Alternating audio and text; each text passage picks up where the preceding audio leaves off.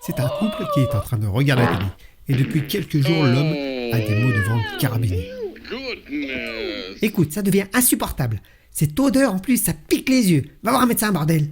L'homme se rend donc chez son médecin de famille pour lui demander s'il n'a pas un traitement pour le soulager.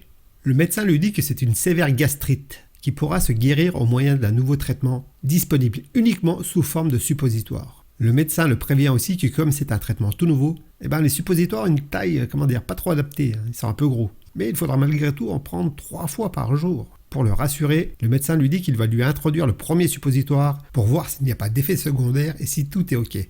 Et si oui, il pourra continuer le traitement à la maison, en utilisant de la vaseline au besoin, pour faciliter l'introduction. Le médecin le prévient quand même qu'il va y avoir une légère douleur. Le médecin prend son pot de vaseline, met une généreuse noix de vaseline sur son index, puis demande au patient de se pencher. Ensuite, le médecin lui beurre consciencieusement la rondelle, et puis il essaie d'introduire le suppositoire, mais il se rend compte rapidement que ça va être très compliqué, et qu'il va falloir plusieurs tentatives avant d'y arriver. Mais il faut vous détendre, Philippe, c'est un acte purement médical, enfin. Détendez-vous, voyons. Allez, un petit effort, ça devient ridicule maintenant. Toussez pour voir.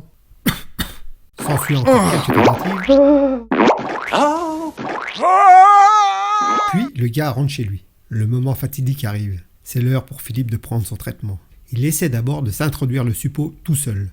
Sans succès, mais il n'y arrive pas. Il appelle alors sa femme et lui dit de prendre de la vaseline au passage. Sa femme arrive, lui dit de se mettre en position. « Ah tiens, tu vas pouvoir expérimenter ta théorie. C'est moins gros que ça en a l'air. » Beurrage de rondelle.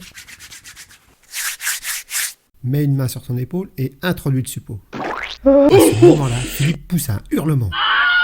Qu'est-ce qui se passe? Je ne t'ai pas fait mal au moins? Non, c'est pas ça. Je viens juste de réaliser que quand le médecin m'a dit mettre le suppo là tout à l'heure, il y avait les 2 mains sur les épaules.